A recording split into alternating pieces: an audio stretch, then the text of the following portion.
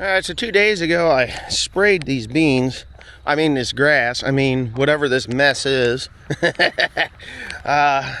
Yeah, I've got all the confidence in the world in it. It is going to grow just fine. I can actually feel the beans snapping under my feet when I step on them. It's terrible, but it is what it is. And why in the hell it looks like that? But let's get down here on my hands and knees and see what we can see. You know, it's funny. When I did this the first time, right? Oh, there's a lot of moisture there. Ran that over with the tractor, that's why. Squished them. That's where I sprayed. Let me get over here. I'd really like to see some beans popping up through here, kind of like that. That.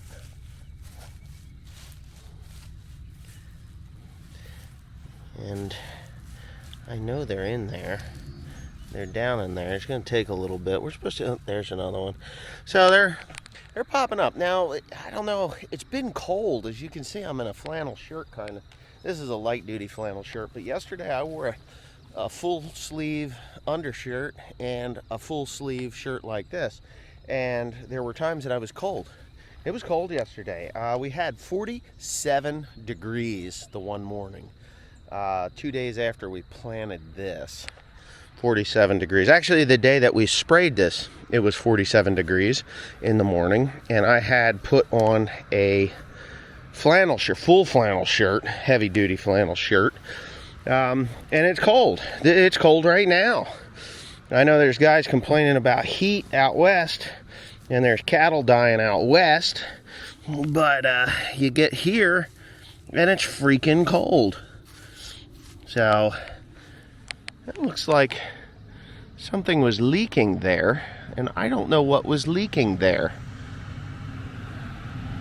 I didn't spray fertilizer on this place, because this was, but that's what Timothy was here. That is nitrogen. Why would there be nitrogen here? Oh, Timothy came in here first and sprayed.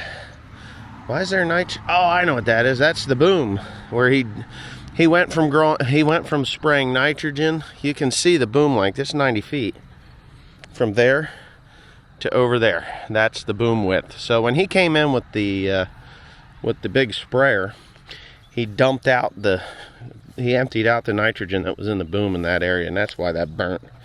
So the beans aren't going to grow there. If they do, they're going to be green as hell. I'd really like to see these things coming up a little better. They're in there. Oh, there it is. See? There's another one. They're all over in here. And this is the way it was on the other farm that I planted through, just like this. You see beans, and then you don't see beans. And you see beans, you don't see beans. And I can go over there right now and show you what those beans look like. So let's go and do that. Okay, so this is what planting green gets you in soybeans.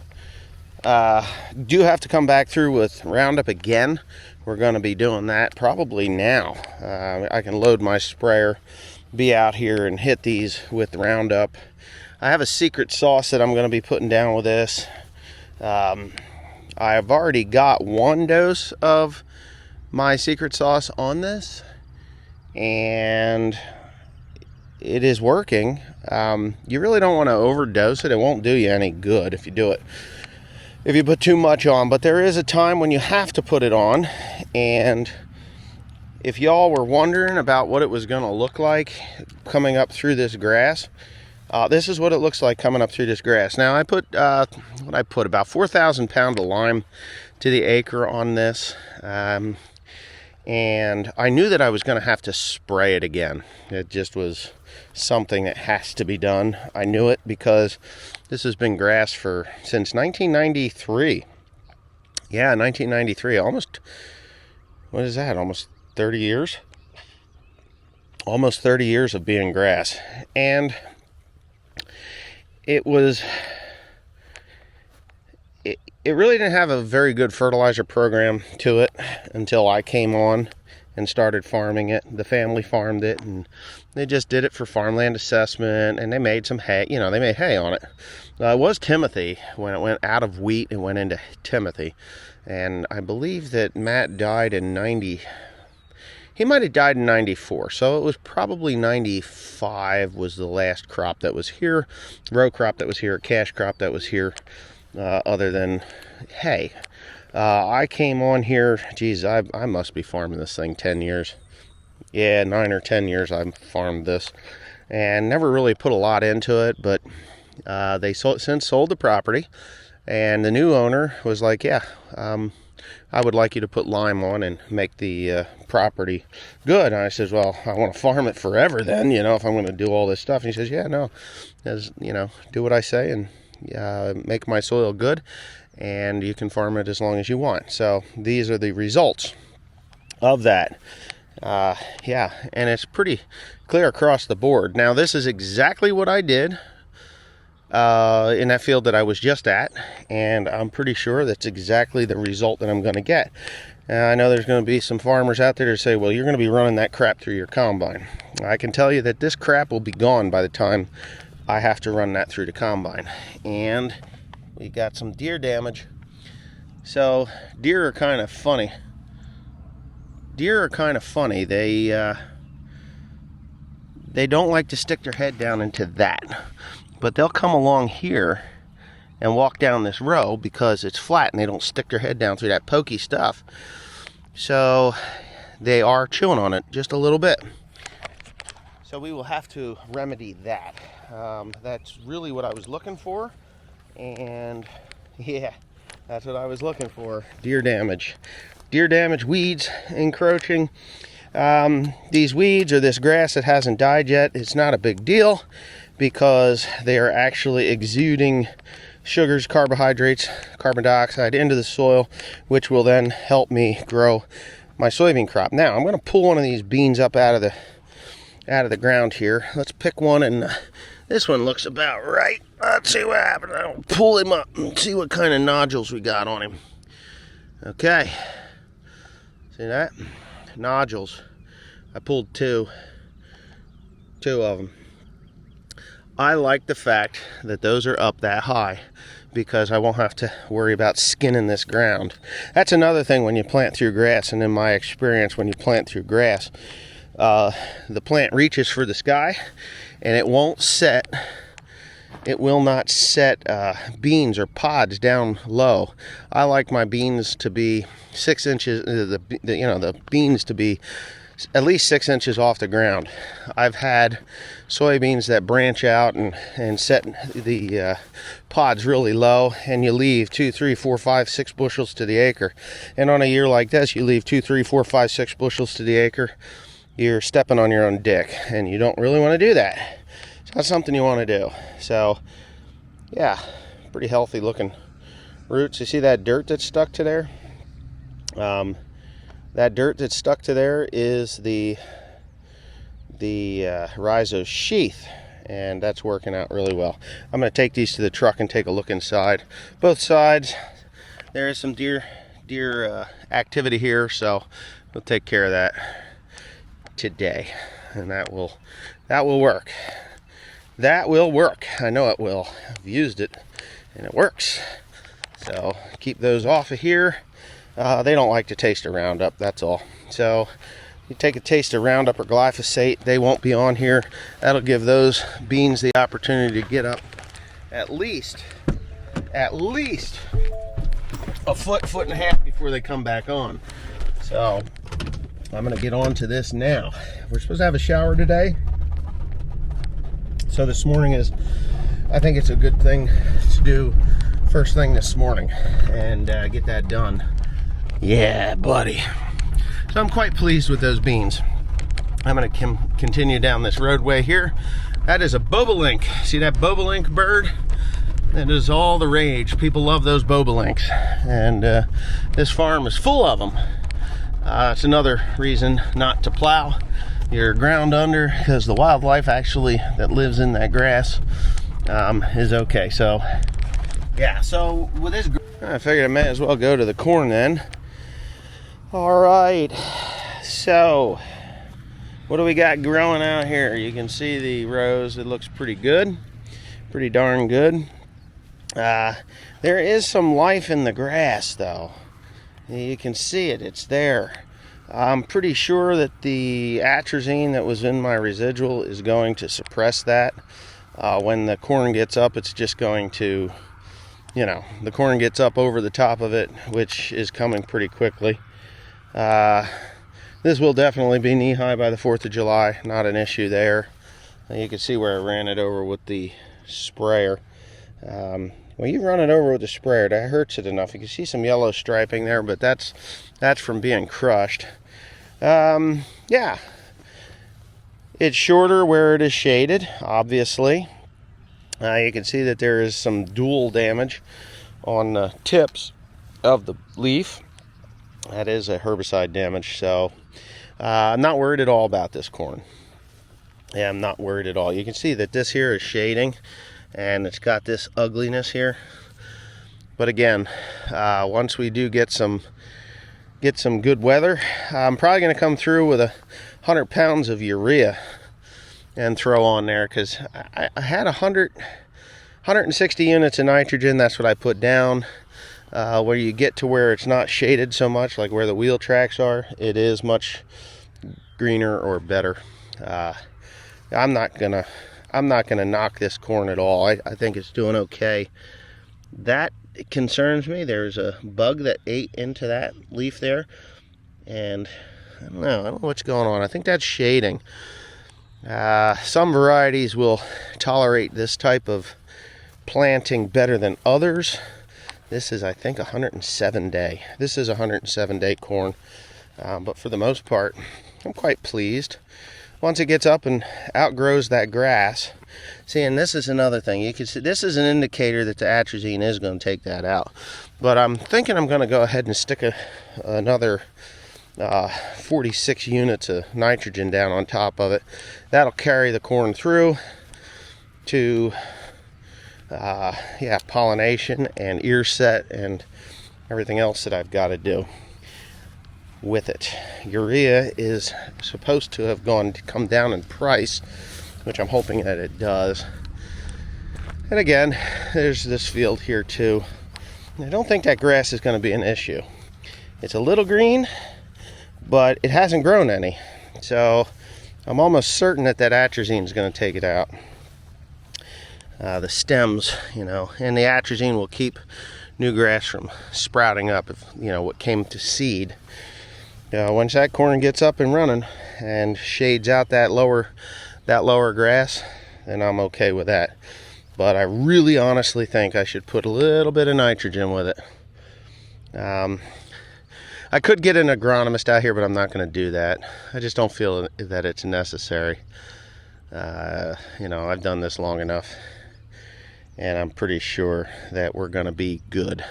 I mean, it is what it is. If I put too much into it, then it's going to be detrimental to my bottom line. I should just close my eyes and say, fuck it. Excuse the language. But sometimes you got to close your eyes and just say, fuck it, and get what you get, right? But I'm not going to sacrifice. A crop, a crop, especially one that's worth like $7 in the fall, to my stupidity or I wouldn't call it stupidity, but my lack of better judgment, let's put it that way. And if I think it needs something, I should probably put it on. But I know that a lot of this but a lot of this yellowing here and there is both herbicide, from the herbicide sticking to the hay crop and dripping down onto it when it's green, and the shading of the crop. So, I don't know, I'm pretty pleased with everything else. It's just a matter of, is it? Okay, so I've decided that I need to shave. No, I've decided that I'm going to go ahead and spray this corn with Roundup today or tomorrow. I'm not 100% sure, but today definitely get started on it. The problem is with the tractor that I'm pulling that sprayer with, it has the 710 70R 38 tire on the back end of it, and they won't fit down the 30-inch rows. Inch and a half on either side.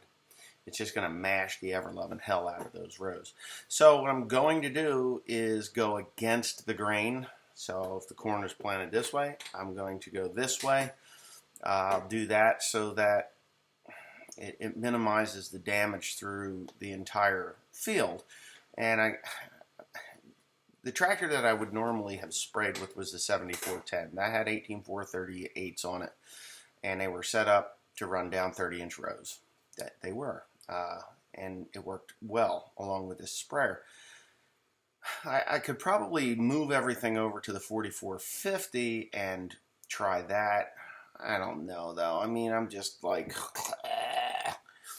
the problem that I had and why it did not kill that grass is that it was just such a thick amount of hay. I had put down nitrogen, and the grass picked up the nitrogen, and that went up into the plant, made the plant super healthy, and it obviously didn't want to kill it as efficiently as it should have. Because I've done farms where I had put the nitrogen on just before I planted, and then came back in 2-3 days later and sprayed it, before the corn came up, and it just took that stuff right out, burned it right to the ground.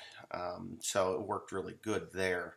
I don't have to go over all 600 acres of corn, 650 acres of corn. I just have to get over, probably 200 acres of it at this point. I'm going to go do some scouting yet today or tomorrow. Today and tomorrow. I do have some soybeans that need to be dealt with. I have to go get 4 bags of seed so Teresa can finish up her job and getting the last little bit planted. We came across a farm that had, well, it's just pathetic, they got hemp dog bane in it, and it's got, the other field had like weeds that were nothing but weeds, and that needed to be dealt with. So we decided, why not? Soybeans are up. It's not too late to plant soybeans. That was yesterday. Today's the 22nd. It is technically, we're still okay. We can plant here until about July 4th. And that was the rule of thumb. There are a lot of guys, some guys, not a lot of guys, but some guys in this area that will put soybeans in behind wheat, especially on a year like this. They save their seed, and then they go ahead and drill it in at a pretty substantial rate, like, like 90 pounds or 120 pounds, 2 bushels to the acre. They'll do that. Seen them do it. Successfully get about 15 to 20. On a good year, they'll get 30 bushels to the acre, which 30 bushels to the acre on a year like this, you've made some money. You've made some good money. So, yeah, so that's where we're at. I'll still be able to pull 35, 45, 50 bushels to the acre if I plant today, which I will be planting today, the last of it. Teresa will anyway. My job is to run that sprayer, and I just want to finish up the soybeans. I can do that today. Teresa's going to finish up planting there, and life will be good there. But I think it's just the best thing to do is to go in and smoke that green shit out of there. I'm going to send her up to get the 4 bags of what do you call it? Come on, think, stupid, think. The 4 bags of soybean seeds so she can finish out that little tiny field. There's a 4-acre field, and it's more than that. It's like a 6-acre field, but she's got 4 acres to go, so less than 4 acres to go. And the drill is set up to put it in a little bit faster than the 170,000. We're looking at about 220,000 seeds to the acre with what we're putting down, because it is getting a little later, and more is better the later you get. It's the same thing with rye and wheat. You get a little later in the year, it's better to put more seed to the acre than it would be if you planted in, say, September here. You get down towards November with wheat, you better be, instead of 2 bushels, you better be putting 3 bushels. With rye, instead of 2 bushels, you better put 3.5, 4 bushel of rye to the acre, and you'll get a damn good stand. And believe me, you're going to experience that with me this year. I have 450 acres of wheat that's got to go in, and 600 acres of rye. The 600 acres of rye will then be converted over to corn and soybeans or whatever I want to put in there. And some of it will be for harvest. But I got a guy that wants to buy it. You know, he wants to buy it and pay me stupid money for it. So that's what we'll do. Anyway, hope you enjoyed this video. I do have another video on and erosion and 300 years of farming versus 150 years of farming. It makes a big difference, or 400 years of farming versus 150 years of farming. The East Coast has been farmed a long time. So anyway, thanks for watching.